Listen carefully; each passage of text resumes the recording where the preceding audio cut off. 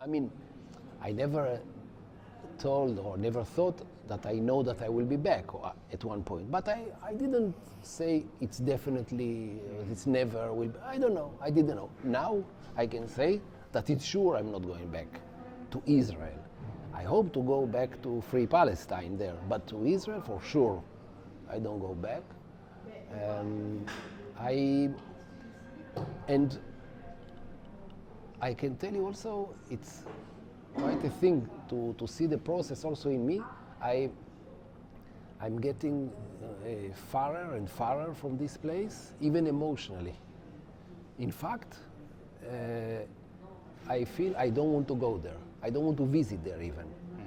I visited there since the beginning of the genocide 3 times because I have kids there, I have grandkids, so of course I go there, I have to go. And I visited 3 times.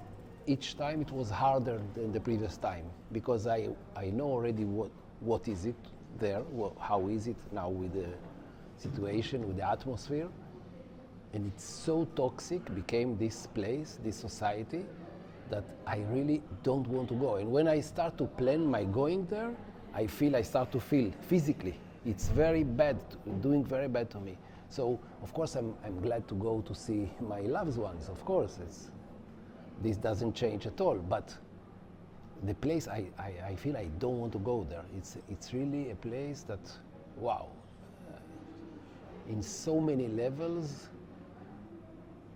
it became, I don't know, kind of pure evil. Like it's many times, like now in signs that I do for demonstrations, I write like many others. I write Israel. Israel. Like it's became a hell. I mean, the hell that they produce in Gaza. But you know, when you cause a hell to someone else, you become in kind of satanic hell. And yeah, it's so. Yeah, it's. This is how I see it. Many more people are leaving Israel. It became maybe one of the most discussed issues, like the question of to go or to stay. I saw a survey recently that 40% of Israelis, I guess it means Israeli Jews, are considering to leave or to stay. 40% considering. Now, so it's a question that is there. Everyone not everyone, but many people now, and also in terms of details, because data, because I just presented it in a conference, so I collected some data. So the year of 2024 was the year that the comment s'appelle ça? Toile immigratoire? Non, toile immigratoire? Non, comment s'appelle ça? Non, la toile. No balance immigratoire, but the balance of immigration, yes, was the peak, like the year that with the most people leaving Israel. And 2025 is already more than 24, even before it's finished, like we are half year, right? So it's even more than the year before. So yes, it's growing number, and I assume that it will grow. It will grow in the future. So yeah, it's now. I would say, grosso modo, I think I would maybe categorize two kind of migrations or leaving this place, the country. The most of the people are not leaving because they think they became anti-Zionist or non-Zionist. Unfortunately, it's not true. I would love to believe this, but it's still very important. It's people that they understand that it's better to find another place to live. If they have kids, so even more important, because you don't want to go just to think that every few days you have to run to the shelter in the middle of the night and the fear and all this. So you just want to have normal life. It's not, You go to work in the morning, you are not afraid that you left your kids in the school and I don't know what will happen to them if there is a siren or something. So it's just people that usually they still see Israel as their home. So I think this is the majority of people are living. But there is also a growing number of people that, let's see, my friends, my milieu, of people that understand politically that, yeah, this place has no future. And in fact, it's really important to leave this place. Also politically, I think for me, now I speak, I don't say others, but for me it became really important to live and to be open about it and to make it as a discussion, like to come out with it even publicly, why you live, why because it's so unbearable to live there. And because this contributes to the discussion about where we arrived, you know, in Zionism, in a Zionist state that brought us to this level of dehumanization of the others, but in fact it's dehumanized us as well, because we became so inhuman. And because there are some thousands, let's say a few thousand of Jews that are non-Zionist, and many of them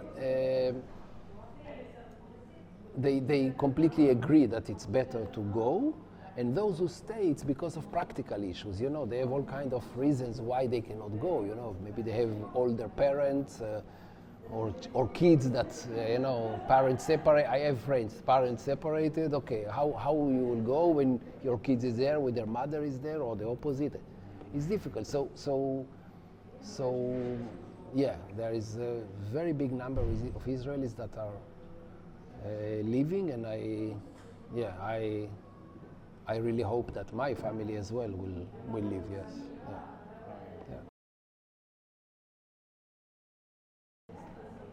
I saw the other day this expression that someone reminded, saying that we arrived at the place that we walked toward it. Like, the state of Israel is in this situation today of extreme racism, violence, and dehumanization, because this was the path that it took. It was not by surprise. It was not a break in the way that was suddenly they took the wrong way or something. It's not the last fascist government. No, it's not this at all. Now, I don't suggest that it was kind of determinist history that since the very beginning this was the only option. Of course not, of course. But if you look at the history of Zionism, yes, of course, it started, let's say, from the beginning of the state with expulsion, the Nakba, so expulsion of most of the Palestinians from their homes, taking all their property, and more important maybe is not allowing them to return. Because if there is violence and people run away, okay, after that they should be allowed to return to their home. And this Israel prevented and prevent until now. So this is the foundation of Israel. It's based on the expulsion of other people, and then, so it's a settler colonialism, very brutal one. And then there was, okay, some years of military governance at the beginning of the states, from 48 until 1966. And then the occupation of 67, so then there is a military occupation in the West Bank and in Gaza. But also we have to mention that the apartheid system that we talk about, it's since the very beginning also. It's a colonial system that, of course, creates a regime with Jewish supremacy. And so we are talking about an apartheid system since day one. Now, there were maybe some points in the history that maybe it could change. And we remember, of course, the time of the Oslo Accords, yes, that there were some, at least a feeling that maybe something will change. And maybe there can be agreement on two states, something like that. Okay, there were many analyses and descriptions how Israel, in fact, didn't really mean to have real peace after Oslo, but there was a moment. I remember even myself. You know that I remember, and it's interesting to think today that at the time of the Oslo Accord, that everyone was in euphoria in Israel, and also Palestinians. Many refer to it until today. And I remember it was the only time that we went to Gaza, to visit in Gaza as civilians. So we went in a tour. I was in a project in Neve Shalom, Wachte Salam. Maybe you know this small village of Palestinians and Israelis living together. And I was working there, and they organized for us a visit, and we traveled some tens of Israelis to Gaza. It was very beautiful and nice visit. And so it was part of this euphoria that maybe, you know, there will be a nice kind of solution. I don't think it's the best. I'm against two states, of course, but since then, okay, we know the history. After Israel withdrew from Gaza, after the settlements, and Gaza was under siege. Okay, I don't have to repeat all this, of course. So I think basically we arrive at this point because this is where we walked to. Now, I want to emphasize, to add here maybe two things. We have to remember that at the beginning of the state, until 1977, at least, the ruling elite was the parties of what's called the left, only the liberals, let's say, starting from Ben Gurion, but after that other people like Yitzhak Rabin, Shimon Peres, and all. So it was until 1977 they started this project, the colonial project. It's not the fascist in the right. But then since 1977, the Likud took the power with Menachem Begin, and then there were some go and back between the Likud, let's say, governments. But what is important for me to mention is that for me, at the time that the Labour Party, let's say, led the country, they emphasized a lot the idea of peace. Everyone were maybe mocking or talking about Shimon Peres, that he dreamed about a new Middle East. There will be a new Middle East and blah, blah, we will be in peace and economic boom, for everyone. Now, I think today we can easily say that this, maybe some of these people that talked about this possibility of peace, like Shimon Peres, let's say, another reality, maybe he believed in this, maybe, I'm not sure, but maybe he believed in this. But today, when we analyze really his discourse and his idea, or this idea of peace, we understand that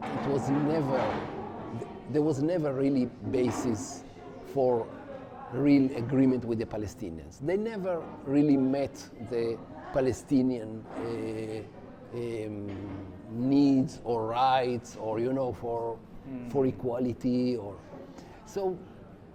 For me, in fact, to be frank, for me it was more lies about peace. It was so.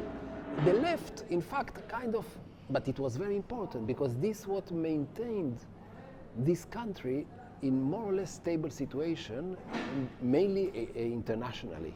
Because as long as you talk about peace, then people, the Western countries, okay, they want peace, so let's try to see how we make peace. And so they spoke the discourse of the peace, and then it helped them to maintain this country more or less okay. The Likud, and mainly the last government, if I make a fast forward to this jump to this Netanyahu last government now, the one that we have now, in fact, created a government that it's kind of removed the mask, totally removed the mask of peace, of this lie of peace. And in fact, it's kind of, they show the world, and themselves also, but the world, what is really about, what is Zionism really about. And this is what we have. It's a government that their project is to submit totally the Palestinians if they stay, but better to try to expel them as much as possible. I don't know if you saw this. It's really very important. Maybe you could read and refer to it. This text, very, I think it's one of the most important texts to understand the Israeli politics these last years, is this text written by Bezalel Smotrich. Smotrich is this minister. He wrote in 2017 already, before he was in the government. He wrote a very important text that I think in English it's translated as the submission plan, something like that. Okay. And it's very, very important. He explained very well what Israel should do, and basically Israel should annex all the West Bank, and now of course Gaza, and also to settle there everywhere. And for the Palestinians, those that want to stay, they are welcome to stay, but they have no political rights. They will run their business, some sewage, I don't know, some education, local thing, but they will have no political rights really.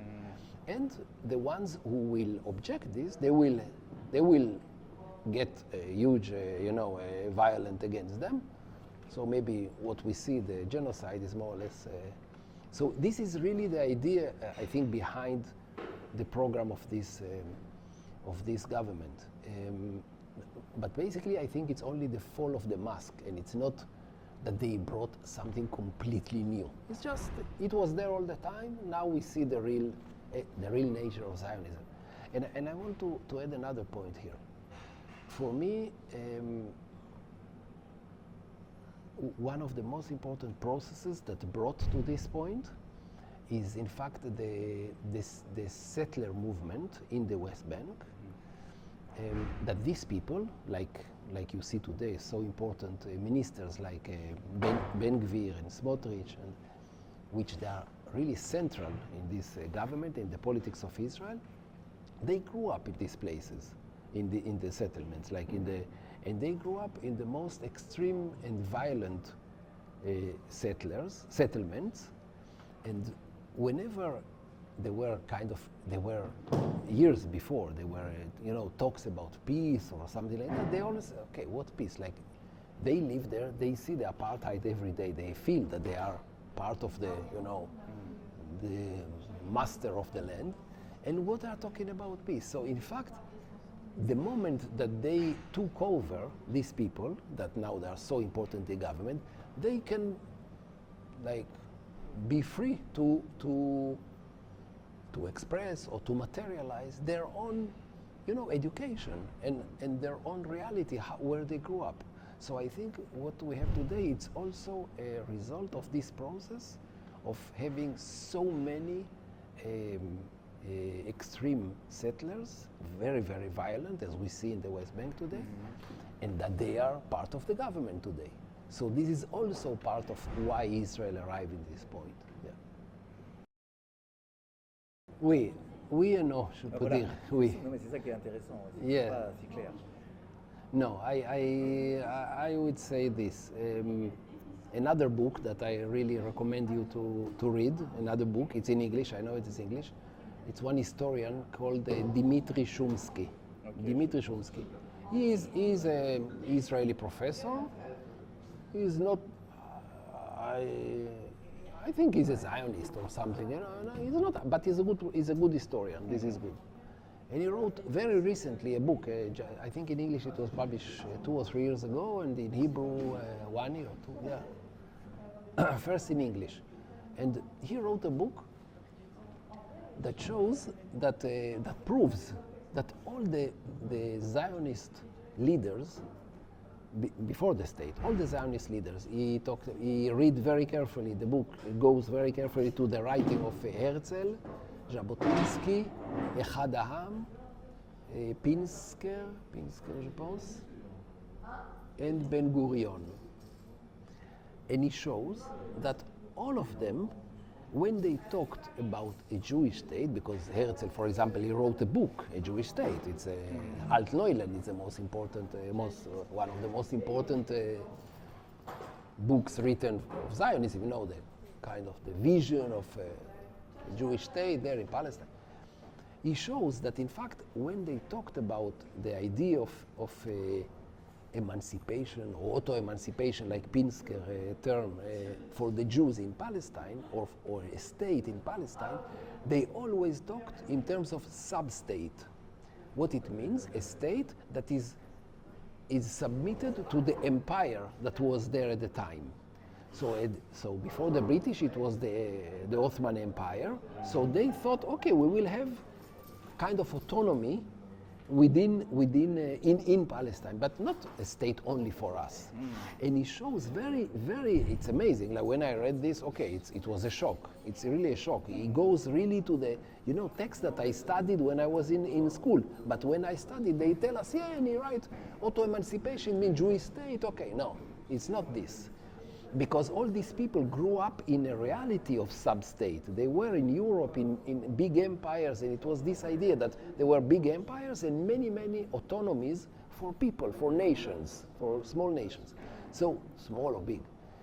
So they always thought this, and even Ben-Gurion, he shows that even Ben-Gurion changed his mind only he says at the Baltimore conference in 1946. Only in 1946, he got the idea, he understood where it goes, because the UN started to change, and there were these committees of the UN that start to say, okay, a Jewish state and an Arab state. So then he started to say, okay, yes, we want a Jewish state, but before a Jewish really sovereign state, or Jewish nation state. Before that, he didn't use these terms.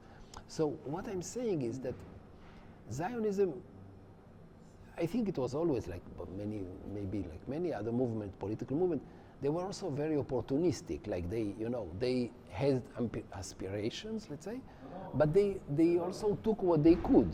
And in 1948, when broke out the violence and the decision in the UN in 47, then they understood, okay, now we have a chance, we take it over. We take most of Palestine over. And only since the state was established, in fact, then they wrote the books, they wrote the narrative or the history of Zionism, and they write backwards and they say Zionism, this was always the idea of Zionism, to have a Jewish sovereign nation state in Palestine. And it's not true. It was not the idea. It was the idea to have, yes, kind of autonomy, kind of sovereignty, but not as a unique nation state in Palestine. But this started with the state, in the state of Israel, since 1948. But yes, we can always say that it was always could be different, they could take a different path, they could change it. But no, they went, since the very beginning, there was the hard line of Ben-Gurion, in fact. Now we have more and more histories, documentaries that show how Ben-Gurion was very much hardliner about expelling the Palestinians, about not letting them return and all this. So, yeah, since the beginning of the state, it's only the narrative that it's only ours. This country belongs only to us. Let's say the extremists like Smotrich, that is say openly there is no Palestinian people, doesn't exist, so they are very open and frank about it. But the labor people, they would say, okay, yes, there are also Palestinians here, but this place, it's only belong to us, and there is no way to make peace with them. And of course there is no make. With Zionism, of course there will never be a possibility that if you want to maintain the Zionist idea and project, of course you will never have peace with Palestinians. This is right. So in fact, I would say that at least the far right in Israel, with let's say the Likud and more extreme to the right, they are at least more honest, because they say we don't care about peace. It's not our project. We care to settle this land. If we have to sacrifice, okay, we are willing to sacrifice. Yeah, people killed, yes, but it's part of the plan. The price. The price he has to pay, and many of them that are also messianic, they have this messianic idea. They say, yes, for the Messiah to come, yes, we have to pay this price, but the day will come, and they are willing to pay it. And unfortunately, the last 2 years that we saw that all the Israeli society is willing to pay this price, killed soldiers, kidnappees. They don't care. Like, I mean, they care, but they can continue. Like, the full support of the Israeli society. Now, after 2 years of genocide today, tomorrow, no? Tomorrow is 7. Tomorrow is 7, yeah. So let's say after tomorrow, yeah. So it's really now 2 years of terrible genocide and destruction campaign in Gaza, total destruction of Gaza, and almost full support of the Israeli society, almost full support. We are already, how would say, transcend or transgress, or I don't know. We passed already the point of how would I say? I think this society lost completely its humanity, and it's done. This happened already. It's not something that you can. Okay, let's say now they will say, okay, let's do peace now. Yeah, okay. Trump is pushing to do agreement, whatever. But this, what's happened, you cannot, if I say, this is not to be deleted or forgotten. The world will not forget, I hope. And they, in order to change something, to be able to live there in the Middle East, as Israelis, they will have to go through denazification, if it's possible. I don't know. Very radical denazification, or, really, I don't know how to say, reconstructing their mind. I don't know if it is possible. I don't see how this is possible. I don't see how this is possible when we see that why they will change. Just say, okay, we were wrong. I don't know. I hope some people, when they will see what really happened, and when the world will recognize this as genocide, I hope they will understand, and many of them will say, okay, it was terrible, and then I believe in every human has the, how to say, the possibility or to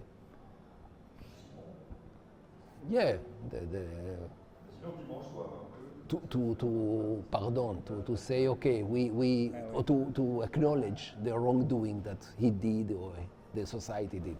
But it's very, very difficult to see this happening. I think I assume that it will not happen, and it will go worse, I think. Yes, I think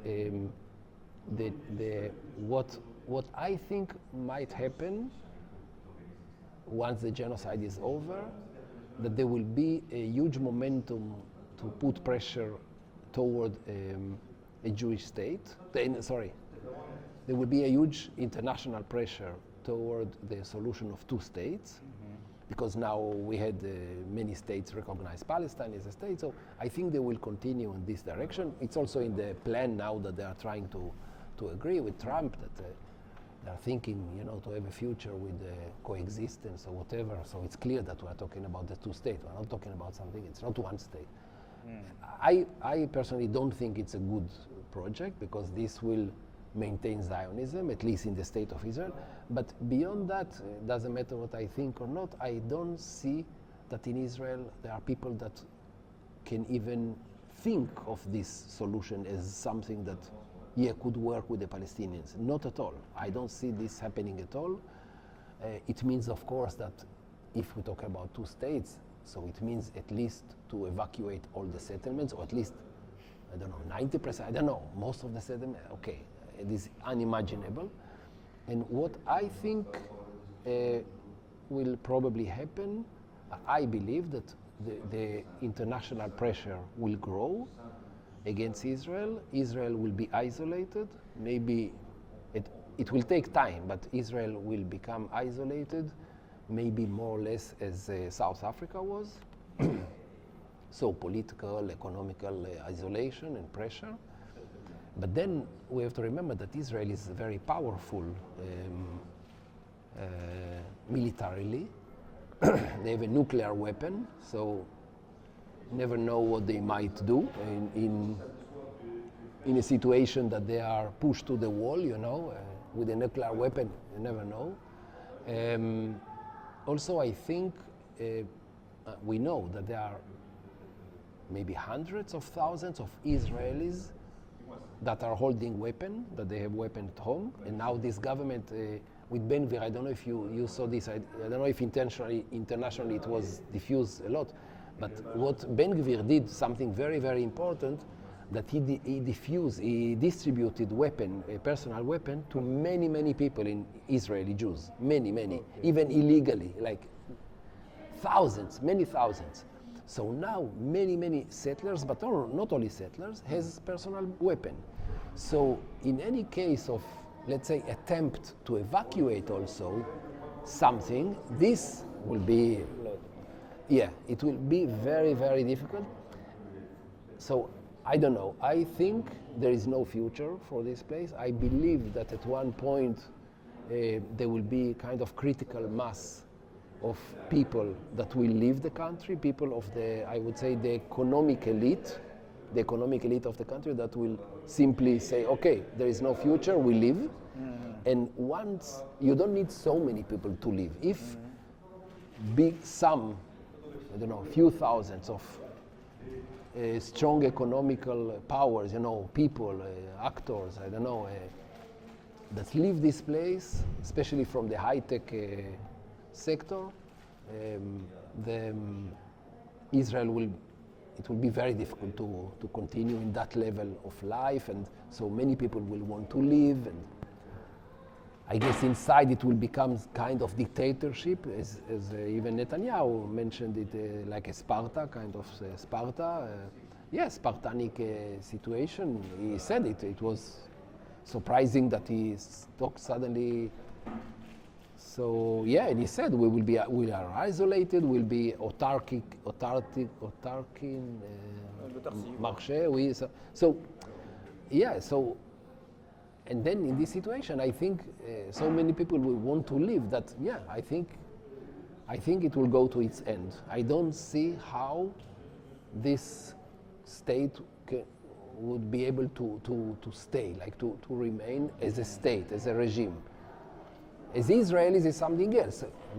I'm sure that many Israelis will stay. Also, there are many Israelis who don't have another passport, and it will be difficult for them to go other places. But there will have to be some solution for them. I don't know. But those who will be able to leave, I think at one point, many more of them will leave. And then, the future will be very doubtful. And I really think it's not viable. It's not viable. For sure, the hate for the Jews, this we know already, is growing for the Jews all over the world because of the acts of Israel, of course, this is clear. And in the recent years, there are clear studies that there is more and more hate or hate actions or violence against Jews, but because of the acts of Israel. So it's not exactly anti-Semitism, it's more anti-Israelism, let's say, or anti-Zionism, but they attack Jews, unfortunately, like happened a few days ago in Manchester, in England. Okay, these Jews that go to synagogue, of course, are not to be attacked because of what Israel is doing. But this is how people react, because they associate Jews with Israelis, and this is because this is the success of Zionism. Because Zionism say all the time that we are the home of the Jews, we are for the Jews, we talk in the name of the Jews. So, of course, so people in the world say, okay. They speak in the name of the victims of the Shoah. Yeah, exactly. All this, they reclaim this, and all this is false, but they succeed. And I think, unfortunately, yes, Jews in the world will pay also a price. Israelis already are paying price. In many places they go, Israelis, people reject them, don't want them. But Jews also in the world will feel not comfortable. We are in a very bad time. But also there is maybe a point here to say that in fact we see how Palestine Palestine become a global issue. In fact, Palestine is like a bit it's like the global, it's one global conflict, or I don't know, that divides the world, that it's really either you are here or you are here, and it's more and more signs for it, that Palestine become really and on one hand, for example, we see the Western countries like France and other countries, Canada, they put pressure they recognize the Palestinian state, and etc., because they see what Israel is doing, and of course they have to react. But on the other hand, when there is an agreement, now almost they are talking about agreement, immediately they jump to support Israel and say, well, we hope Hamas will accept the agreement, and because Israel accepted already, so we support.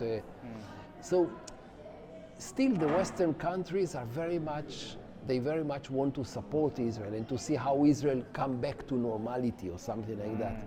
It's very much, we see this play, I would say, between the two sides. And I hope the world will not stop with the pressure. From the mobilization against Israel for sure will continue even after the genocide. I'm sure that it continue. But the states, I guess there will be a bit regression now. I'm sure that countries like France, like other Western powers, they will say, okay, Israel can be back in normality in a way. I hope we will continue to put pressure to isolate Israel and to free Palestine. This is essential for everyone. Yeah.